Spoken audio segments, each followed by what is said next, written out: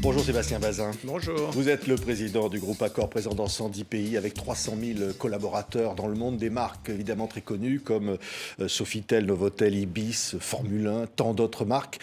Vous aviez dit chez un de mes confrères, on en a marre, il y en a assez. Oui. Face à la situation, vous pousseriez encore le même cri aujourd'hui ? Ah, mais probablement même 2 fois plus fort. On en a ras-le-bol. On en a ras-le-bol. On a envie de vivre, on a envie de travailler, on a envie de recevoir des gens, on a envie que les frontières soient ouvertes, on a envie d'apprendre à vivre avec ce virus. Et en même temps, on comprend. On comprend que les gouvernements doivent prendre des décisions drastiques. On comprend aussi qu'on doit absolument protéger nos salariés avant même de recevoir des clients. Donc on est dans cette espèce de période assez floue dans laquelle on accepte difficilement, mais on accepte quand même de ne pas maîtriser notre destin. C'est tout ce que je déteste. Oui, vous ne maîtrisez pas votre destin. C'est-à-dire que vous ne savez pas quand vous allez pouvoir réouvrir, enfin en tous les cas accueillir à nouveau des... C'est mieux aujourd'hui, Oui. parce que autant il y a 4-5 mois, on avait peu de connaissances de l'efficacité des vaccins, ou en plus on ne savait pas si des vaccins pouvaient être mis en place en à peine un an. Maintenant, ces 4 derniers mois ont démontré que les vaccins existent, il n'y a pas suffisamment de doses, mais qui sont efficaces. Donc on sent quand même le bout du tunnel, donc allez, 2 mois à attendre. J'espère moins que 2 mois, mais Oui. d'ici 15 mai, fin mai, on aura une très belle fin de printemps et un très bel été. Ça veut dire quoi? Donc, D'ici le 15 mai, vous espérez quoi dans le monde? C'est-à-dire qu'on puisse à nouveau voyager, qu'on puisse à nouveau prendre Il va se passer l'avion? 2 choses. Là, il va se passer 2 choses. Il y a tout ce qui est domestique ou intra-régional, donc d'Amsterdam à Paris ou de Paris pour aller en Grèce, ou bien à l'intérieur de l'Indonésie ou de la Malaisie. Tout ça, à mon avis, va réouvrir. On l'a vu ce matin. Et ce matin, il y a l'Australie et la Nouvelle-Zélande qui commencent à réouvrir leurs propres frontières. Donc tout ce qui est domestique régional va être extraordinaire pendant l'été, puisque les gens ont tellement ras-le-bol comme moi, qui vont se remettre à voyager pas trop loin de chez eux, de manière de loisir, domestique. Et ça, on va être capable de les accueillir. On aura envie de se retrouver, envie, je l'ai dit, de s'aimer, de boire et d'être tous ensemble. Après ça, les grandes frontières internationales. Donc, entre est-ce que les Chinois vont pouvoir sortir de leur territoire? Est-ce que les Américains vont accepter des non-Américains ou eux pourront-ils sortir? J'en sais rien. Je crains que ça prenne 3-4 mois de plus. Mais en même temps, ce n'est pas très grave. Je pense que si on a déjà la clientèle domestique à l'intérieur de ses propres frontières ou du propre continent, on va s'en sortir très bien. Oui, ça veut dire que vous êtes favorable à un passeport sanitaire? Alors, je suis Rapidement? favorable à un certificat sanitaire, ce qu'ils appellent le certificat vert. Il faut faire très attention. Le passeport sanitaire dans lequel seuls peuvent voyager les gens qui sont vaccinés, je trouve ça honteux et pas du tout ce qu'il faut faire. Par contre, qu'il y ait un certificat, ce que demande Thierry Breton de la Commission européenne, qui permet d'avoir sur un QR code, sur une appli mobile, quel a été votre parcours? Est-ce que vous avez fait des tests PCR? Est-ce que vous avez été vacciné ou pas? Eh bien, au moins, on va connaître un peu votre pédigré. Et vous soyez vacciné ou pas, vous avez le droit de voyager. Je ne veux pas de cette dichotomie entre les chanceux qui sont vaccinés, qui peuvent voyager, et ceux qui n'ont pas eu la chance de vacciner. Comme par hasard, on ne va pas leur demander de voyager ou d'être accueillis. Non, je suis complètement contre ça. Mais d'avoir des informations sur ce par quoi vous êtes passé, je pense que c'est important pour tout le monde. Ça s'appelle un certificat. Il y a quelques mois, 90% de vos hôtels étaient fermés. Oui, C'est et une aujourd'hui, c'est situation... presque... Oui. C'était une situation qui était atroce parce que non seulement, quand vous dites un hôtel est fermé, les gens ne réalisent pas, mais ça veut dire 280 000 collaborateurs qui sont mis au chômage partiel en une semaine, dont je sais très bien, et surtout avec votre télévision, dont je sais très bien que dans une grande partie des pays dans lesquels nous sommes implantés, il n'y a pas de chômage partiel. Il n'y a pas d'aide du gouvernement. Il n'y en a pas au Sri Lanka, il n'y en a pas en Birmanie, il n'y en a pas au Chili, il n'y en a pas au Pérou. Alors que nous, les Européens, les Australiens, les Américains, on a le droit à une aide de l'État. Et donc, c'était un désastre humain, un désastre financier, une perte de repères. Maintenant, on est dans le sens inverse. 90% des hôtels sont ouverts. Je remercie, moi, mes propriétaires. Quand bien même 2 tiers d'entre eux ne gagnent pas leur vie et sont toujours en train d'avoir des pertes parce qu'ils sont qu'à 15-20% de taux d'occupation. Et ils ont accepté de réouvrir pour aider le monde du bâtiment, pour aider le SAMU social. Franchement, un énorme merci. Oui, oui. Alors, vous diriez quoi par l'intermédiaire de TV5 Monde? Tous ceux qui nous écoutent, ils sont nombreux, qui fréquentent vos hôtels du groupe Accor partout dans le monde, ou ceux qui travaillent dans ces hôtels. Quelle perspective, vous, le patron du groupe, vous leur faites passer aujourd'hui? Ma seule demande, c'est sortez de chez vous. Si vous avez cette chance, vacciné ou pas, et parce que vos frontières sont réouvertes ou parce que l'activité a reprise, sortez, allez dans les bars, allez dans les restaurants, allez dans les hôtels, allez passer 3 jours, allez même sur Airbnb, peu importe. Mais allez à la rencontre de quelqu'un d'autre, réapprenez à vivre, réapprenez à dépenser de l'argent et à découvrir une autre gastronomie, une autre culture. On est tous, vous savez, il s'est passé un truc depuis 9 mois qui pour moi est extrêmement important. On a compris combien nous étions solidaires les uns des autres dans le monde du tourisme. Extraordinairement solidaires. Et je ne prêche pas là pour uniquement les marques du groupe Accor. Aller dans un hôtel qui n'est pas le groupe Accor, c'est pas grave. Mais J'ai bien compris que pour que Accor continue à se développer, il est indispensable que les petits bars, les petits restaurants qui sont dans la même rue ou le même quartier existent. Les gens vont dans un pays pour découvrir le pays. Et donc, si ceux-là ne doivent pas réouvrir parce qu'ils sont trop fragiles, j'en souffrirai aussi. Donc, moi, je suis dans un vrai effort de se battre tous ensemble pour qu'on retrouve enfin le monde d'hier. Probablement différent, on va peut-être finir tous les deux. Oui, vous ne dites pas forcément le monde d'après, qui serait celui dont on dit aujourd'hui, voilà, ça va être le numérique, ça va être la distanciation qui va continuer, ça va être les applications Internet qui vont régir ce monde. Et Patrick, le numérique, il a deux effets. Il a un premier effet qui est assez catastrophique pour nous, qui sont les Zooms, les Webex, dans lesquels effectivement vous pouvez aujourd'hui rencontrer quelqu'un virtuellement et ne pas voyager, et probablement conduire vos activités professionnelles. Bon, ça m'agace, parce que ça veut dire qu'il y aura moins de voyages. Et en même temps, ce monde numérique a exactement une autre côté de la médaille qui dit que, en fait, vous pouvez aller passer 4 jours à Biarritz, vous pouvez aller passer 4 jours à Athènes, et puis vous allez travailler le vendredi et le lundi de manière virtuelle. Mais vous serez chez moi pendant 3 jours ou 4 jours. Comme vous allez pouvoir partir en Bretagne ou travailler de nulle part. Et le monde hôtelier va être capable de vous recevoir pour vous aider à travailler grâce au Wi-Fi, grâce aux espaces, grâce à la restauration. Donc on va pouvoir probablement avoir une clientèle plus importante que celle qu'on avait hier, avec un truc qui est génial. J'attends ça depuis 6 ans, si vous saviez.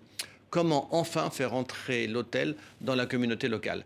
On a raté une marche depuis 50 ans, c'est que nous avons été inventés à dessein pour recevoir celui qui venait d'une autre ville ou d'un autre pays. Eh bien, ce temps-là, il est presque révolu. On va avoir dans nos hôtels 12 qu'on a lancés dans le lifestyle, SLS et autres, on va pouvoir accueillir les gens qui habitent dans le quartier. Pourquoi? Parce qu'ils ont besoin d'avoir accès à un Wi-Fi, parce qu'ils ont besoin de sortir de chez eux, parce qu'il y a des enfants et il y a une nuisance, parce qu'ils ont besoin de rencontrer quelqu'un.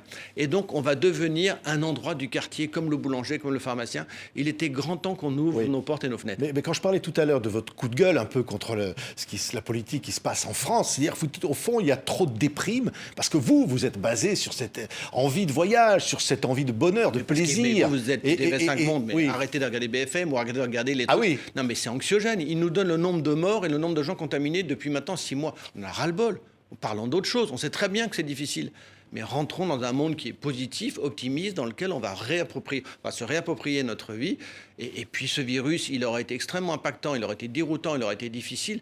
Mais projetons-nous. En fait, moi, ce que je demande, c'est une date. J'aimerais bien qu'on puisse... Boris Johnson l'a fait début janvier, quand il a annoncé le 27 mai.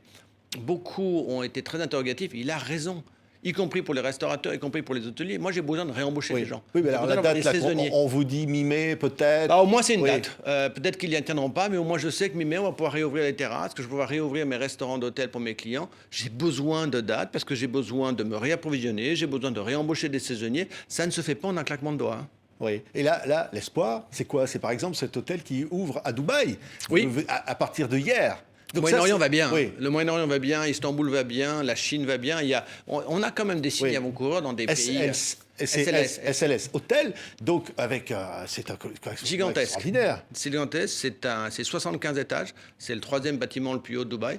C'est gigantesque parce qu'il y a 274 chambres de luxe, et vous avez 300 appartements, vous avez 350 résidences avec une piscine qui est tout en haut. C'est une vue de Dubaï de dingue, formidable. Oui. Donc ça c'est quoi? C'est un vent d'optimisme. Oui, c'est un vent d'optimisme, c'est une preuve. Vous savez, ce qui est très étonnant, c'est qu'on a souffert terriblement. On a perdu plus de 70% de notre chiffre d'affaires en l'année 2020, et pourtant, on a ouvert 200 nouveaux hôtels en l'année 2020. D'habitude, on ouvre un hôtel par jour, c'est-à-dire 365, et bien l'année dernière, on en a quand même ouvert 200. Et bien, ça montre bien que la vie ne s'arrête pas, que les propriétaires nous font confiance, et que ce monde de l'hôtellerie continuera à être béni des dieux. C'est-à-dire qu'on arrive à recevoir des gens qui viennent découvrir le pays d'un autre. Oui. C'est formidable. Vous aviez raison de ne plus être propriétaire des murs. C'est vous qui avez lancé cette stratégie chez Accor. Oui, c'était entre chanceux et vendre les murs de vos hôtels. En quelque sorte, ça vous a permis de maintenir une trésorerie, je ne sais pas, 5 milliards. Oui, il y a 4 milliards de trésorerie. Si nous avions gardé la propriété de nos hôtels, nous serions aujourd'hui en redressement judiciaire. C'est-à-dire C'est-à-dire que j'aurais eu des engagements de loyer que je n'aurais pas pu payer, j'aurais dû assurer la maintenance, la sécurité, la plomberie, l'informatique et tout ça, que je ne peux pas et servir mon client et avoir un lien digital avec vous et rentrer dans les nouvelles expériences et continuer à embaucher autant. Il fallait scinder l'activité de service, qui est la nôtre aujourd'hui, et l'activité détenteur d'actifs, qui est celle de quelqu'un d'autre. Oui. C'est-à-dire que vous dites carrément, si vous n'aviez pas fait ça, le groupe Accor aurait été avalé Non, pas avalé, mais on aurait déjà sorti sorti du CAC 40, en l'occurrence. Oui, ça, en l'occurrence, ça nous est tombé dessus. C'est pas grave, ça, on y reviendra. Mais non, on aurait probablement été demandé beaucoup d'aide de l'État français et de différents États dans le monde. Et heureusement, on n'a pas eu besoin de le faire. Oui, vous auriez dû demander de l'aide. Pourquoi finalement vous êtes stratégique? Vous êtes comme Air France, vous êtes un groupe incontournable. Mais on est un groupe incontournable, mais on va bien, on va bien. On a effectivement 4 milliards de trésorerie, on a des talents formidables au sein du groupe. C'est drôle parce qu'on est devenu en l'espace de 10 ans d'un groupe extrêmement français, avec des racines françaises, mais avec des cadres français partout dans le monde. On a gardé nos racines, mais aujourd'hui, ce groupe est très international. La moitié des gens qui sont dans mon comité de direction ne parlent pas français. Et tant mieux, ça ne veut pas dire qu'on se renie nous-mêmes, ça veut dire qu'on est à la conquête de ce monde extérieur, avec une histoire française, avec une espèce de patte française, mais on n'a pas besoin d'être français pour porter cette histoire. Oui, oui, et derrière ça, il y a une intégration plus forte au niveau local, après avoir vendu les murs, c'est-à-dire qu'au fond... C'est le miracle. Ouais, c'est le vous miracle. Dites, un hôtel, en l'occurrence un hôtel Accor, ça fait partie de l'environnement avec tous les habitants, y compris d'un point de vue écolo. On est très souvent le premier employeur local.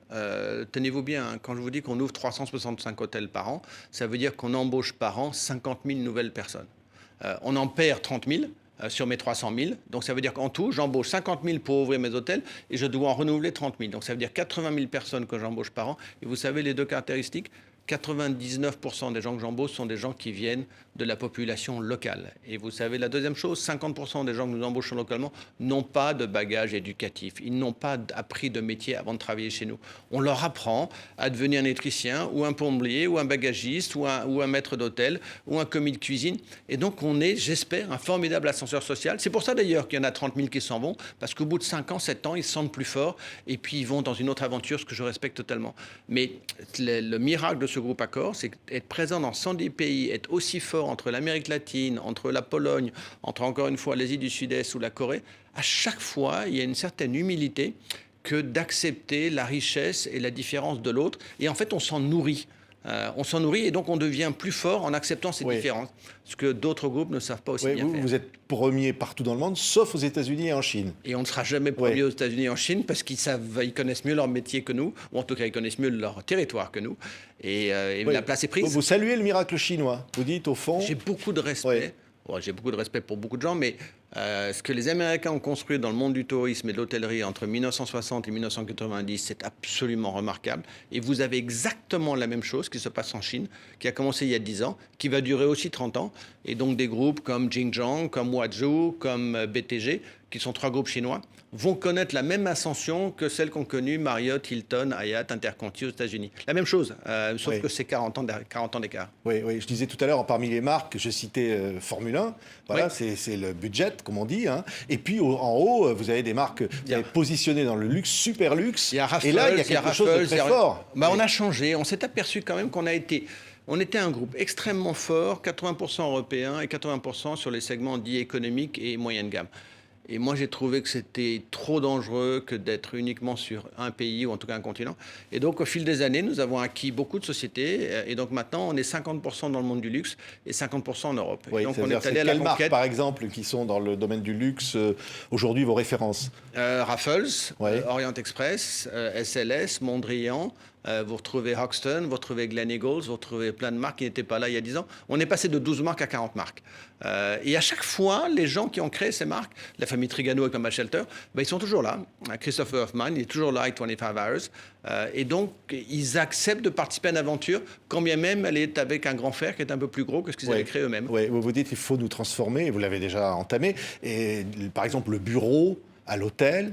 Hein, c'est un énorme... les chambres bureaux, c'est-à-dire qu'au fond, le télétravail peut-être demain à l'hôtel. Le télétravail, c'est une telle révolution que ça va emporter beaucoup de changements de comportement, ça va changer le lien entre l'employé et l'employeur, car l'employé veut préserver sa qualité et donc ne pas revenir au bureau 5 jours par an. Et ça va nous créer des opportunités gigantesques dans le réseau Accor, parce qu'on va pouvoir accueillir tous ces employés nomades qui vont pouvoir effectivement améliorer leur qualité de vie et partir dans d'autres pays ou à 4 heures de chez eux tout en étant aussi efficaces et le faire de nos hôtels. Cette révolution-là, je l'adore. Je l'adore parce que je vais retrouver des clients que d'habitude je n'avais pas dans mes hôtels. Oui, il y a un savoir-faire français Parce qu'au fond, il y a parfois un France bashing.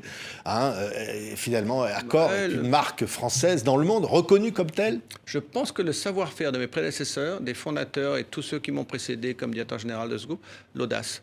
Accor est un groupe audacieux, c'est-à-dire c'est un groupe qui n'a pas peur, qui ose, qui va faire confiance à un nouveau partenaire, à un nouveau pays, à un nouveau gouvernement, et surtout qui ne sort jamais dès lors qu'il y a des difficultés, on reste. On est depuis 45 ans en Amérique latine, et si vous saviez ce qu'on a connu comme difficultés dans différents pays là-bas, et pourtant on a toujours été là, y compris dans les mauvais moments. Oui, mais vous diriez quoi, Emmanuel Macron? Parce qu'on se contamine dans les hôtels. Alors, il se trouve qu'il les a laissés ouverts. Est-ce qu'on se contamine dans les hôtels? Il a fermé les bars, il a fermé les restaurants, mais il a laissé les hôtels ouverts. Mais moi, je ne pouvais pas fonctionner. Oui.